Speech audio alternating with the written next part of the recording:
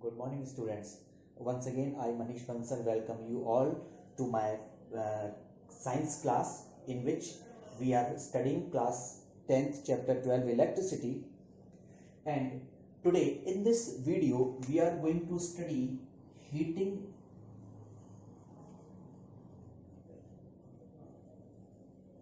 effect of current.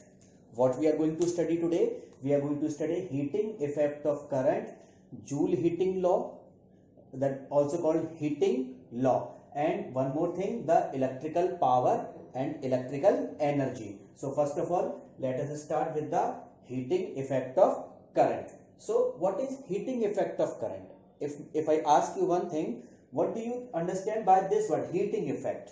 Heating effect means something becomes hot. Heating effect means something becomes hot because of what? Because of electric current.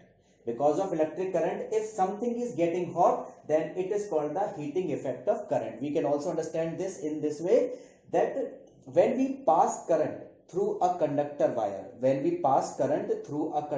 wire, some amount of electrical energy is converted into heat energy. Some amount of electrical energy is converted into heat energy, and we say that this is the heating effect of current. So in simple words, what is heating effect of current?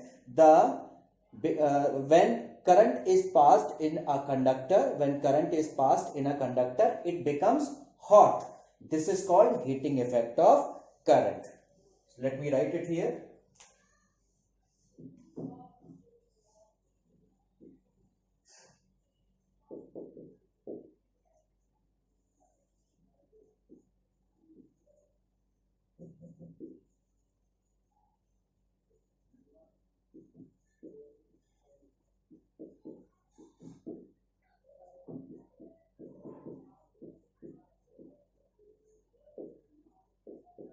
It becomes hot. It is called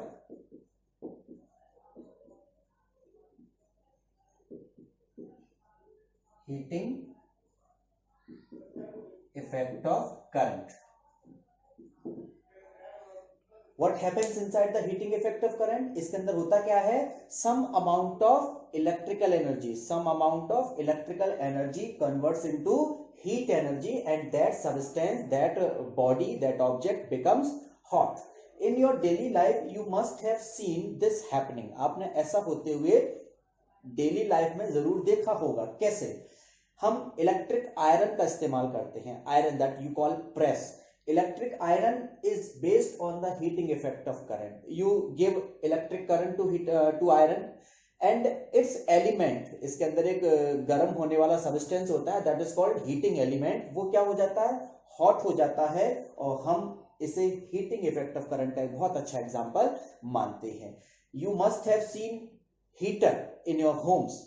electric heaters हमारे घर में होते हैं, room heaters हमारे घर में होते हैं. तो वो रूम हीटर क्या है? Room heater heating effect of current पर ही बेस्ड एक अप्लायंस होता है. So there are so many appliances in which the heating effect of current is desirable, heating effect of current is useful, but there are some other appliances also in which the heating effect is harmful, जहां हमें heating effect की जरूरत नहीं है.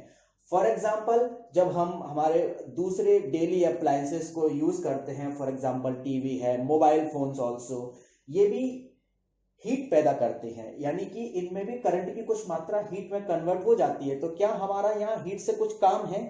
Answer है नहीं. इसका मतलब है हीटिंग इफेक्ट ऑफ करंट यहाँ पर नॉन यूजफुल है, यहाँ पर हार्मफुल होता है. Heating effect of current, heating effect of current पर ही बेस्ड एक बहुत अच्छी सेफ्टी डिवाइस हम अपने घर के बोर्ड्स में इस्तेमाल करते हैं, इलेक्ट्रिकल सर्किट्स में इस्तेमाल करते हैं. उसका नाम है फ्यूज. मैं इस पर आपको बाद में समझाऊंगा. तो हीटिंग इफेक्ट ऑफ करंट हमने यहां से समझा. आई होप आपको हीटिंग इफेक्ट ऑफ करंट का इंट्रोडक्शन समझ में आया होगा. हीटिंग इफेक्ट ऑफ करंट के बाद अब हम चलते हैं जूल हीटिंग लॉ पर, या हीटिंग लॉ के ऊपर.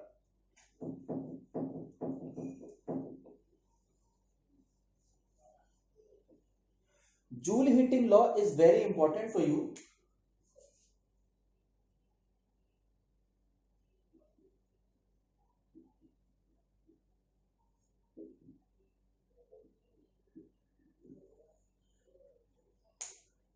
What is Joule heating law? Actually, there are 3 points inside this Joule heating law. आपको इस Joule heating law के अंदर 3 points पढ़ने हैं. ये क्या बताता है? सबसे पहले तो हमें ये बताता है अमाउंट ऑफ हीट के बारे में बताता है. क्या बताता है? अमाउंट ऑफ हीट के बारे में बताता है कि कोई इलेक्ट्रिकल अप्लायंस कितनी हीट पैदा करेगा. क्या करेगा? कोई इलेक्ट्रिकल अप्लायंस कितनी हीट पैदा करेगा, ये लॉ हमें बताता है. अब सवाल ये उठता है कि ये किन किन फैक्टर्स पे डिपेंड करता है, तो ध्यान से सुनिएगा. According two joule heating law, the amount of heat produced bye an electrical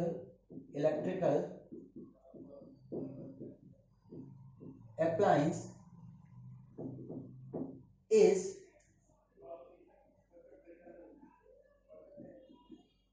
directly proportional to 1, 2, 3. According two joule heating law, क्या कहता है हमारा joule heating law? Joule heating law ये कहता है the amount of heat produced by an electrical appliance, the amount of heat produced by electrical appliance is directly proportional to. इसका मतलब है कि जो कोई भी हमारा इलेक्ट्रिकल अप्लायंस है वो कितनी हीट पैदा करेगा, उसके द्वारा कितनी हीट पैदा की जाएगी, वो डायरेक्टली प्रोपोर्शनल इन 3 चीजों की होगी, इन 3 फैक्टर्स के डायरेक्टली प्रोपोर्शनल होगी. अब मैं आपको एक एक करके समझाता हूं कि ये 3 फैक्टर्स कौन से हैं. Directly proportional to the square of current,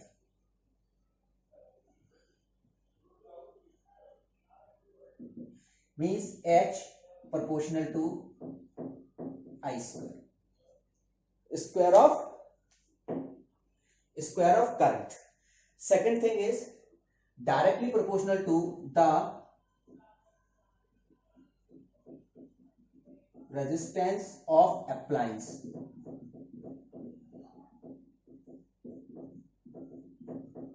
I hope ये आपको दोनों पॉइंट समझ में आए होंगे. मैं आपको रिवाइज करा देता हूं. First of all, the heat produced by electrical appliance is directly proportional to the square of current, not current, square of current. One more thing that it is directly proportional to, it is resistance of the appliance. जो भी हमारा heating appliance है, electrical appliance है, उसके resistance के ज्यादा होने पर भी हीट प्रोड्यूस ज्यादा होगी. Third,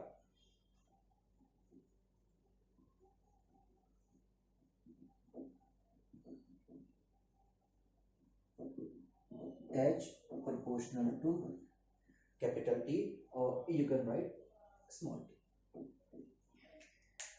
H proportional to T, time of current, means now the heat is directly proportional to 3 things, 3 factors: square of current, the resistance of the appliance and the time of current. इसका मतलब है अगर हम ज्यादा current flow कराएंगे तो heat की मात्रा ज्यादा होगी. ये बहुत ही ऑब्वियस सा रिजल्ट है जो आपको पहले से भी पता होगा. अगर अप्लायंस का रेजिस्टेंस हाई है तो हीट की मात्रा ज्यादा होगी, यानी कि उसकी रेजिस्टेंस अगर ज्यादा है तो हीट की मात्रा भी ज्यादा होगी. और अगर हम ज्यादा देर तक के लिए करंट फ्लो कराएं, if we flow the current for higher time, if we flow the current for higher time और more time, then the heat will also be more. So when we add all these 3 things, H proportional to I square R T, H equal to K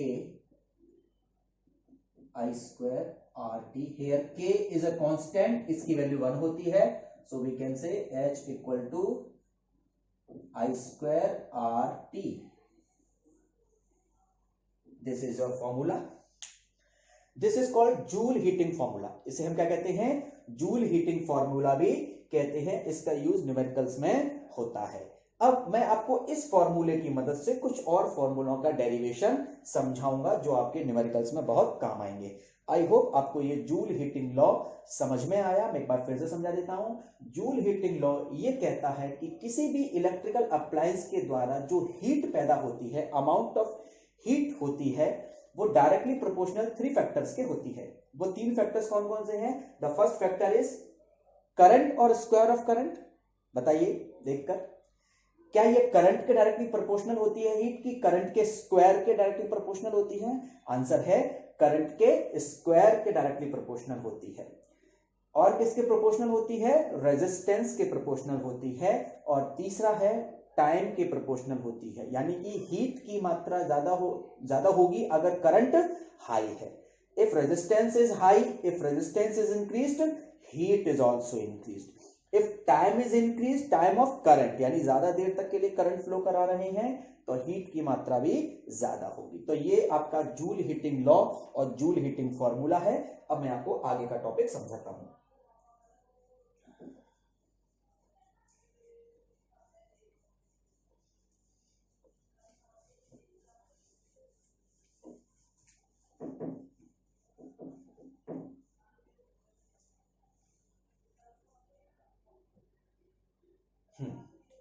अब मैं आपको जो joule heating law है, इससे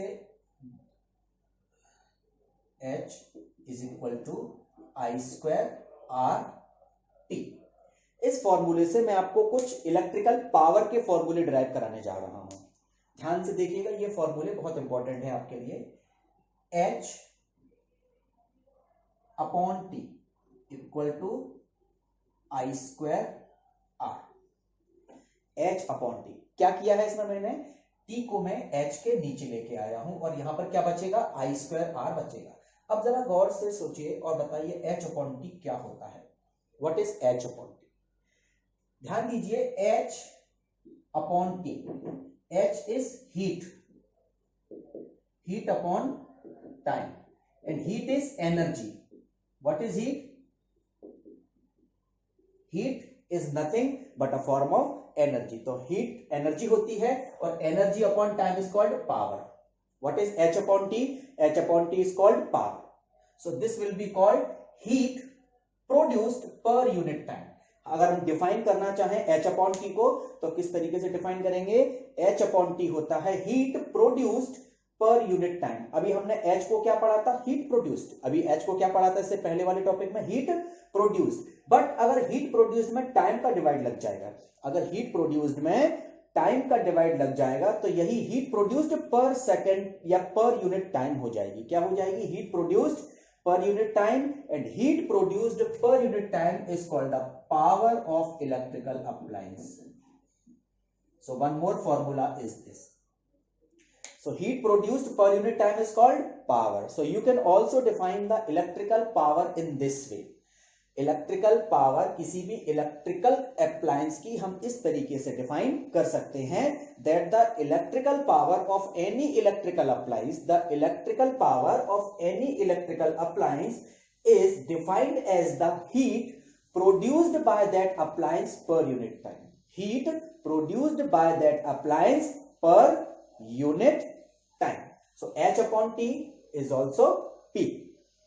अब इसका formula क्या बना? Square of current multiplied by the resistance, square of the current multiplied by the resistance. We will also drive one more formula here, P equal to I into R। ये आपने I square को open कर लिया। अच्छा, according to Ohm's law I equal to V upon R। According to Ohm's law क्या होता है? I equal to V upon R। So V upon R into R। So what you get? V square upon R. So one more formula of power, V square upon R, P equal to V square upon R. This is one more formula of power. एक और formula derive कर सकते हैं इसी से, P equal to I square R। अगर हम R की value V equal to I R से R की वैल्यू V अपॉन आई रखते हैं। क्या रखते हैं? R की वैल्यू ओम्स लॉ के अकॉर्डिंग, यही से मैं ड्राइव कर देता हूं। R की value R will be equal to V upon I. तो मैं यहां पर R की वैल्यू V अपॉन आई रखता हूं, देखते हैं हमें क्या मिलता है। V upon I power, then you will get P equal to VI. This is also a very important formula of power. What is the power? Power can also be defined as the product of voltage into current. Voltage supplied into current flow. This is called the power. पर हमें इस तरह से define नहीं करनी है, हमें define इसी तरीके से करनी है, हीट प्रोड्यूस पर सेकेंड या पर यूनिट टाइम। अच्छा, हम इस फॉर्मूले को एक और तरीके से डिराइव कर सकते हैं। ये फॉर्मूला डेरिवेशन एक तरीके से और हो सकता है। आपको याद होगा हमने पोटेंशियल का formula V equal to W upon Q पढ़ा था। This is the formula of potential. What is the potential? Work done per unit charge, work done per unit charge. हम इससे भी इस फॉर्मूले को डिराइव कर सकते हैं। कैसे? W equal to V into Q, W equal to V into Q। Divide the whole equation by time. अब इसमें टाइम का डिवाइड लगा देते हैं, तो W upon T equal to this upon T। So W upon T equal to V into Q upon T is current, charge upon time equal to current, and W upon T means work upon time is also power. Class 9th में आपने पढ़ा होगा the rate of doing work, the rate of doing work. अब जरा इसको गौर से समझिएगा। what is W here? work done. what is W here? work done. जब ये work done है तो W upon T क्या होगा? the rate of doing work.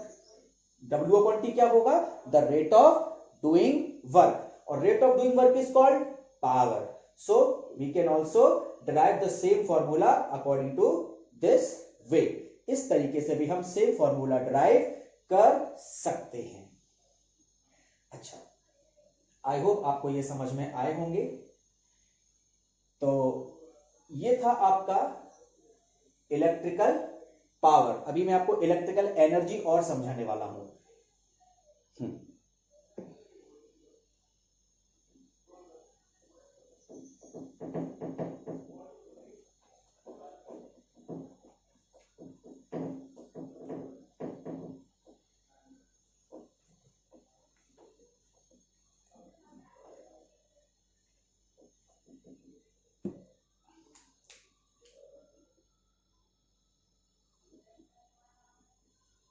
Electrical energy and it's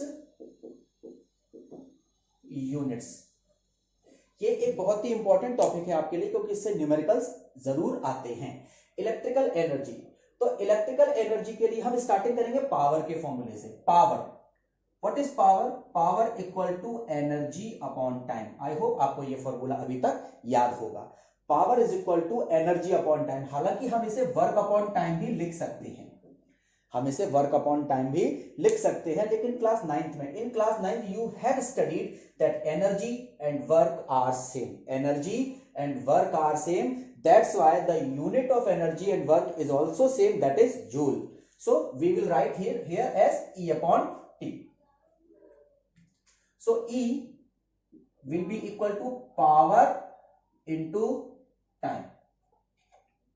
E will be equal to power into time. अच्छा, energy, energy की unit होती है जूल, SI यूनिट।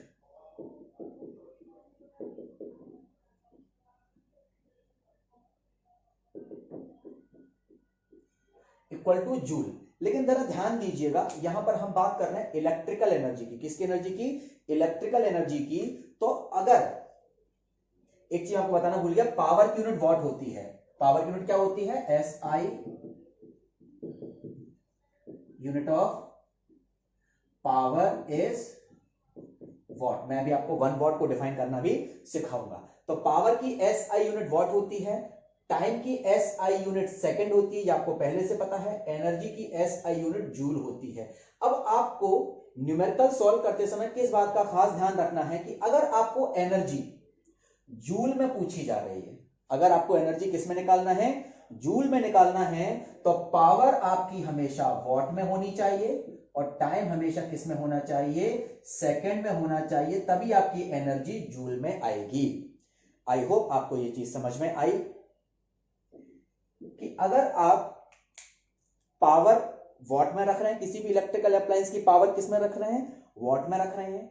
टाइम को अगर आप सेकंड में रख रहे हैं तो आप जो एनर्जी कैलकुलेट कर रहे हैं वो एनर्जी ऑटोमेटिकली किस यूनिट में आएगी, वो जूल में आएगी। लेकिन होता क्या है कि जूल एक इलेक्ट्रिकल अप्लायंस के लिए बहुत छोटी यूनिट होती है। जूल जो एनर्जी की यूनिट है नॉर्मली तो ठीक है, but for an electrical appliance this unit of energy is very very small, so that's why it is not practical to use this unit of energy. We have to use bigger units of energy, and for that we have one more solution for this problem,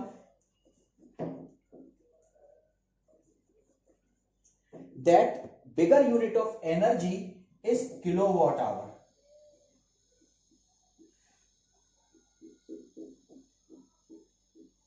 Also called unit, also called TU trade unit, also called CU commercial unit. हम इसे इलेक्ट्रिकल एनर्जी की commercial unit, trade unit, normally it is only called unit and scientifically it is known as kilowatt hour. ध्यान रखिएगा, आपको मैं एक चीज बता दूं, किलोवाट आवर अक्सर लोग और बच्चे इसको पावर की यूनिट समझ बैठते हैं। क्या समझ बैठते हैं, किलोवाट आवर को किसकी यूनिट समझते हैं, पावर की। But let me tell you students, kilowatt hour is not the unit of power. Kilowatt hour is not the unit of power, it is the unit of energy. ध्यान रखिएगा, ये energy की unit होती है kilowatt hour, और ये commercial unit होती है, ये ट्रेड यूनिट होती है, ये अकेली यूनिट होती है। अब इसका इस्तेमाल कहां होता है, हम सभी के घरों में जो इलेक्ट्रिसिटी डिपार्टमेंट मीटर्स लगाता है, वो मीटर हमें कुछ यूनिट के आधार पर बिजली का बिल पर मंथ देते हैं। वो यूनिट्स यही होती हैं, number of kilowatt hour. Number of kilowatt hour is counted as units, and according to the rate in our state we get the electricity bill. Now let me define this in a detailed manner. Kilowatt hour, तो एक बात आपको confirm हो गई, kilowatt hour किसकी unit होती है, electricity की या इलेक्ट्रिकल एनर्जी की यूनिट होती है, और ये एक बहुत बड़ी यूनिट है। किलोवाट आवर ये भी एनर्जी की यूनिट है, यानी कि इसके अंदर भी पावर इनटू टाइम आएगा। क्या आएगा, इसके अंदर भी पावर इनटू टाइम आएगा, क्योंकि ये एनर्जी है और हमने पढ़ा है एनर्जी बराबर होता है पावर इनटू टाइम। तो हम इस बेसिक फॉर्मूले को इस्तेमाल करेंगे, एनर्जी बराबर पावर इनटू टाइम। तो kilowatt hour equal to power. But ध्यान रखिएगा, चूंकि ये एक बड़ी यूनिट है, ये कैसी यूनिट है, एक बड़ी यूनिट है, तो यहां पर हमारी इलेक्ट्रिकल अप्लायंस की पावर वॉट में नहीं होगी।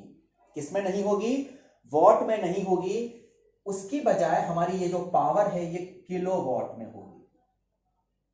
किसमें होगी, किलोवाट में होगी, क्योंकि यहां देख सकते हैं आप kilowatt, where kilowatt is denoting the power of the appliance, HOUR hour, इसे हम हिंदी में घंटा कहते हैं, ये हमारे टाइम को डिनोट कर रहा है। Then time will also be in a bigger unit, that is hour.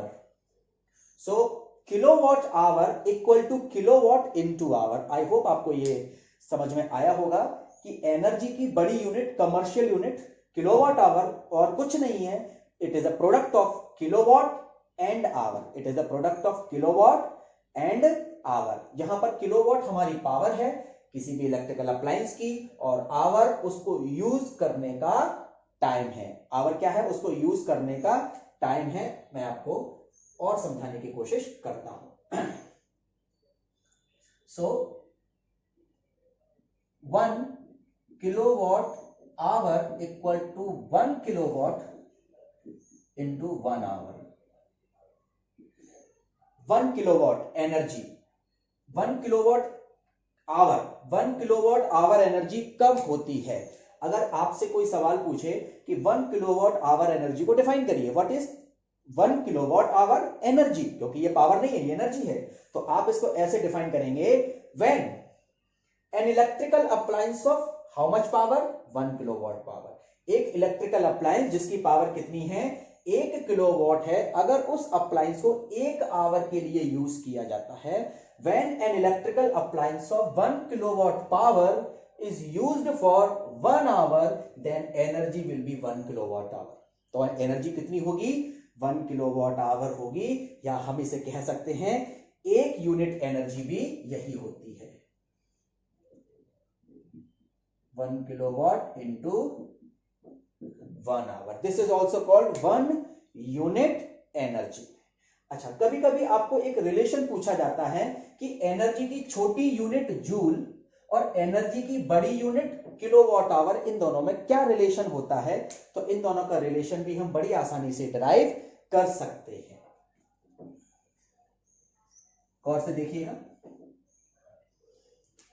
This is 1 unit या 1 किलोवाट आवर, तो हम इसको एज इट इज चलने देंगे।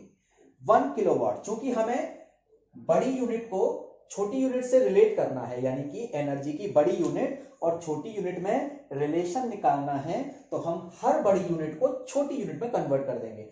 1 kilowatt, kilowatt, what is the meaning of kilo? जब भी किलो लग जाता है तो आपको क्या समझ में आता है किलो से? किलो का मतलब होता है 1000, that means 1 kilowatt equal to 1000 watt. I hope आपको यह समझ में आया होगा। 1 kilowatt equal to 1000 watt into, जब मुझे जूल में कन्वर्ट करना है तो आपको याद होगा पावर मुझे वॉट में रखनी पड़ेगी। मैंने आपको समझाया था 5 मिनट पहले कि when I have to get the energy in joule, जब मुझे एनर्जी जूल में निकालनी है, then power must be in watt and time should be in seconds. Then 1 hour equal to 3600 second. So 1 kilowatt hour energy will be equal to 3600,000 watt second, and watt second is equal to joule। कितना आएगा इसका answer? 3.6 into 10 to the power 1 2 3 4 5 6। so 1 kilowatt hour is equal to 3.6 into 10 to the power 6 joule, this much joule. इतने सारे joule के बराबर होता है एक यूनिट एनर्जी, जो आपको मीटर में दिखाई देता है। क्या आपको यह समझ में आया? अब आप मुझे बताइए, किसी भी इलेक्ट्रिकल अप्लायंस के लिए जूल का इस्तेमाल करना सही होगा या किलोवाट आवर का? ऑब्वियसली हमारा आंसर यही होगा कि जूल बहुत छोटी यूनिट है, इससे अच्छा है हम किलोवाट आवर का इस्तेमाल करें। अब मैं आपको इससे जुड़े हुए कुछ न्यूमेरिकल्स कराता हूं जो पेपर में आते हैं, और हमें उन्हें सॉल्व करना बड़ा आसानी से, हम उन्हें सॉल्व कर सकते हैं बहुत आसानी से।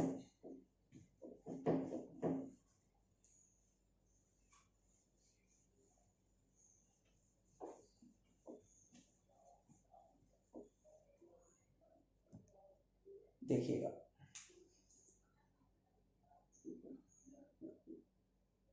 To heaters of 1000 watt are used for 3 hours. Calculate the units of energy consumed। यानी कि 2 हीटर हैं, 1000 वॉट के 2 हीटर हैं। ध्यान रखिएगा, हमें 2 चीजें बहुत खास तौर पर ध्यान रखनी है कि पर डिवाइस, पर अप्लायंस वॉट कितना है और वो कितनी डिवाइसेस ऐसी हैं। तो हमने क्या देखा, 2 हीटर हैं, 1000 वॉट के हैं, और दोनों ही हीटर को 3 घंटे तक इस्तेमाल किया जा रहा है। यहां हमारा जो बेसिक फॉर्मूला इस्तेमाल होगा वो यही होगा, kilowatt hour equal to kilowatt into hour. हमें इसी फॉर्मूले को इस्तेमाल करना है। ये हम यूनिट भी कह सकते हैं इसको, यूनिट। कितनी यूनिट बिजली बनेगी या कितनी यूनिट बिजली वो इलेक्ट्रिकल एनर्जी वो कंज्यूम करेगा, उसके लिए हम क्या करेंगे, किलोवाट। अब आप एक चीज गौर करें, आपके पास टोटल है 1000 वॉट के 2 है, मतलब आपके पास टोटल 2000 वॉट है। कितने हैं, 2000 वॉट। तो हम यहां गिवन लिखते हैं 2000 watt that is 2 kilowatt. I hope आपको ये समझ में आया होगा। 2000 watt is equal to 2 kilowatt, क्योंकि जब मैं वॉट को किलो में कन्वर्ट करूंगा 1000 से इसका डिवाइड लगेगा। तो 2 kilowatt is the power, this is power. Time is 3 hours. Then what we have to calculate, unit. हमें यूनिट्स निकालनी है, किलोवाट आवर निकालने हैं। तो kilowatt, how many kilowatts are there now, 2 kilowatts. 2 multiply how much time is there, 3 hours. 3 2 ja 6. So 6 unit electrical energy will be there. In short you can say 6 units will be there in the electric meter. Electric meter में 6 unit बिजली का bill हमें नजर आएगा। In the same way we can also increase the length of the numerical by adding more steps. कैसे कि per day, ये 2 heater हैं, 3 घंटे पर डे इस्तेमाल किए जाते हैं, डेली इस्तेमाल किए जाते हैं। तो मार्च के महीने, अप्रैल के महीने का बिल निकालिए, अप्रैल के महीने का बिल निकालिए। अगर 1 यूनिट की कॉस्ट 5 रुपए है, अगर 1 यूनिट की कॉस्ट कितनी है, 5 रुपए है, तो अप्रैल का कितना टोटल मंथली बिल आएगा। तो हम इसको ऐसे कर सकते हैं, this is the number of unit in 1 day, क्योंकि हम इसको 3 आवर्स डेली इस्तेमाल कर रहे हैं। तो कैलकुलेट द एनर्जी कंज्यूम, तो हम अब इसको हम कर चुके हैं। Now you just understand what we have to calculate. Now we have to calculate the bill of the complete April month. Then how many days in April,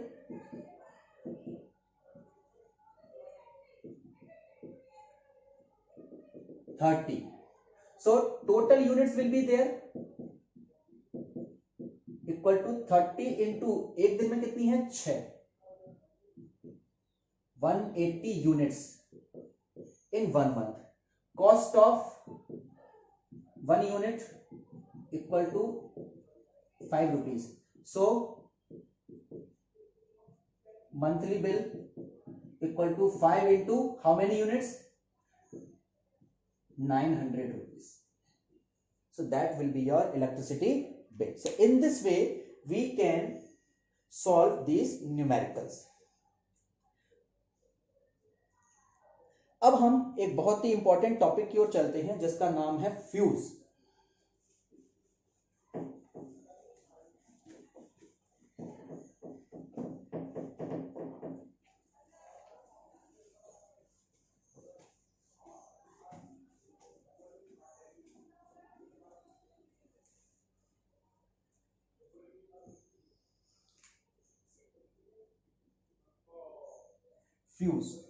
fuse क्या होता है? फ्यूज एक सेफ्टी डिवाइस है। सबसे पहले आपको मैं बता दूं, फ्यूज एक सेफ्टी डिवाइस होता है। तो सबसे पहला इसके बारे में पॉइंट क्या आ जाएगा, it is a safety device. Fuse एक सेफ्टी डिवाइस है। सेफ्टी डिवाइस क्यों है? क्योंकि ये हमारे इलेक्ट्रिकल अप्लायंसेस को जलने से बचाता है, सर्किट में हाई करंट से होने वाले नुकसान से बचाता है। दूसरी चीज, फ्यूज हमेशा सीरीज में कनेक्ट होता है, always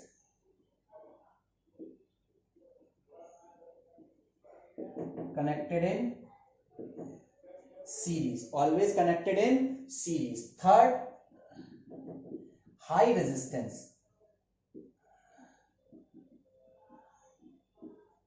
Fourth,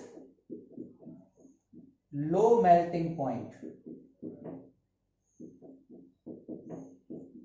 And fifth and very important point is works on Joule heating effect, works on the heating effect of current.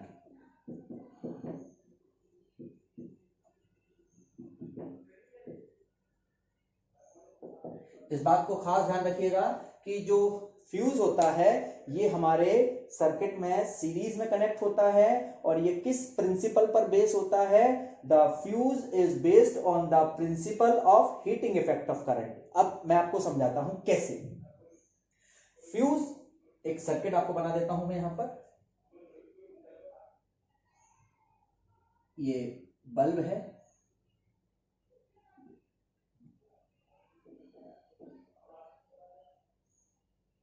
ये टीवी है,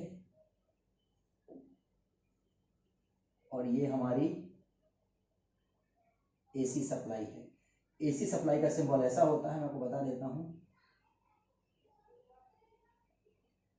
this is not in class 10 syllabus, but let me tell you, this is the symbol of AC supply. तो AC supply हमारी घर में आ रही है। अब यहां मैंने फ्यूज को सीरीज में कनेक्ट कर दिया। ये फ्यूज है, ये क्या है? फ्यूज है। फ्यूज हमेशा कैसे कनेक्ट होता है? सीरीज में कनेक्ट होता है, ध्यान रखिएगा। तो मैंने यहां पर इस फ्यूज को कनेक्ट कर दिया। अब जैसे ही हाई करंट आती है, क्या आती है? जैसे ही हाई करंट आती है, और आपने एक फॉर्मूला और पढ़ा होगा, H = I² RT। इस फॉर्मूले का यहां पर यूज होगा। जब करंट ज्यादा हो जाती है तो ध्यान रखिए हीट की मात्रा भी बढ़ जाती है। The amount of heat produced bye fuse, the amount of heat produced bye fuse will increase if current increases. अगर करंट बढ़ रही है तो हीट की मात्रा बढ़ जाएगी, और जैसे ही हीट की मात्रा बढ़ेगी, ये फ्यूज यहां से मेल्ट हो जाएगा। क्या हो जाएगा? फ्यूज मेल्ट हो जाएगा। और फ्यूज मेल्ट होने पर करंट का सर्किट क्या हो जाएगा? ब्रेक हो जाएगा, सर्किट ओपन हो जाएगा, और करंट आगे फ्लो होना बंद कर देगा। करंट आगे फ्लो नहीं हो पाएगा, और हमारे इलेक्ट्रिकल अप्लायंसेस जो लगे हुए हैं, ये सभी फ्यूज होने से बच जाएंगे, हमारे ये जलने से बच जाएंगे। इस तरह हम कहते हैं कि फ्यूज एक सेफ्टी डिवाइस है। फ्यूज क्या है? एक सेफ्टी डिवाइस है। ये हमारे अप्लायंसेस को जलने से बचाता है। अच्छा, एक चीज और, फ्यूज का ये दो प्रॉपर्टीज, इनको हम थोड़ा डिस्कस कर लेते हैं कि एक अच्छे आइडियल फ्यूज में कौन कौन सी प्रॉपर्टीज होनी चाहिए। एक आइडियल फ्यूज में कौन कौन सी प्रॉपर्टीज होनी चाहिए? एक आइडियल फ्यूज लो मेल्टिंग पॉइंट, हाई रेजिस्टेंस वाला होना चाहिए। अब सवाल उठता है क्यों? Why it should have high resistance and why it should have low melting point? High resistance क्यों होना चाहिए? मैंने आपको बताया, H = R. Heat will be high if resistance is high. और जब हीट ज्यादा पैदा होगी तभी ये पिघलेगा। It will melt only if heat is in high amount. अब सपोज करो हीट तो बहुत पैदा हो रही है, लेकिन इसका मेल्टिंग पॉइंट हाई है। क्या है इसका मेल्टिंग पॉइंट? हाई है। तो अगर फ्यूज का मेल्टिंग पॉइंट हाई है तो क्या ज्यादा मात्रा में पैदा हुई हीट से भी ये पिघलेगा? आंसर है नहीं। और जब ये पिघलेगा नहीं तो क्या हमारा सर्किट ब्रेक होगा? हमारा सर्किट ब्रेक नहीं होगा, और हाई करंट से हमारा सारा सर्किट जल जाएगा। इसका मतलब है अगर इस फ्यूज को, सर्किट को बचाना है, if the fuse wants to save my circuit, save all the appliances connected in my circuit, then the fuse must melt. Fuse को मेल्ट होना पड़ेगा, और फ्यूज के मेल्ट होने के लिए कंडीशन क्या है? इसका मेल्टिंग पॉइंट लो होना चाहिए। अदरवाइज अगर इसका मेल्टिंग पॉइंट हाई है तो फ्यूज मेल्ट नहीं होगा, हीट ज्यादा होने पर भी फ्यूज मेल्ट नहीं होगा। तो दो कंडीशन हमारे फ्यूज में होनी चाहिए। एक आइडियल फ्यूज के बारे में क्वेश्चन जरूर पूछा जाता है, what are the two properties of an ideal fuse? Ideal fuse should have high resistance and low melting point. I hope आपको समझ में आया होगा ये। दूसरा क्वेश्चन से पूछा जाता है, फ्यूज हमेशा सीरीज में कनेक्ट करते हैं कि पैरेलल में कनेक्ट करते हैं? तो आंसर है only series. Fuse is always connected in series, क्योंकि सीरीज में जब फ्यूज कनेक्ट होगा तभी इसके अंदर से करंट होकर जाएगी। अदरवाइज अगर ये पैरेलल में कनेक्ट कर दिया तो करंट इससे होकर नहीं जाएगी, क्योंकि पैरेलल में करंट के पास एक अल्टरनेट पाथवे होता है, करंट वहां से चली जाएगी। मैं आपको बताता हूं।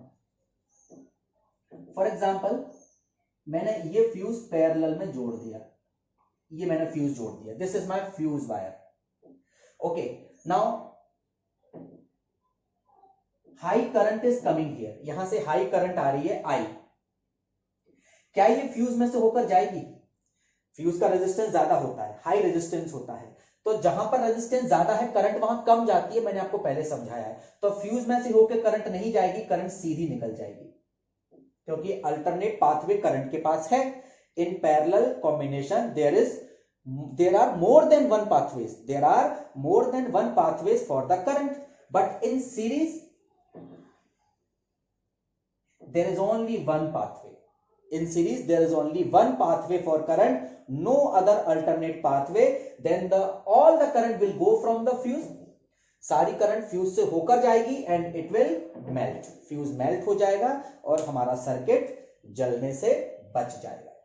आई होप आपको फ्यूज के कंसेप्ट्स अच्छे से क्लियर हुए. एक क्वेश्चन और आता है सीबीएसई में, हमारे बल्ब का फिलामेंट. हमारे बल्ब का फिलामेंट भी बहुत अच्छा एग्जांपल है हीटिंग इफेक्ट पर काम करने वाली डिवाइसेस में. और हमारे बल्ब का फिलामेंट बनता है टंगस्टन नाम के अलॉय से. किससे बनता है? टंगस्टन नाम से बन के मेटल अलॉय से बनता है. अब सवाल उठता है कि क्यों बनता है. There are two properties in tungsten for which it is exclusively used in making the filaments of bulb. First property कि टंगस्टन ही क्यों इस्तेमाल होता है? It's melting point is high. इसका मेल्टिंग पॉइंट कैसा होता है? हाई होता है. इस वजह से ये हाई टेम्परेचर होने पर भी पिघलता नहीं है. और दूसरा इसका बहुत इंपॉर्टेंट फीचर है कि ये हाई टेम्परेचर पर ऑक्सीडाइज नहीं होता है. It does not get oxidized also at a high temperature.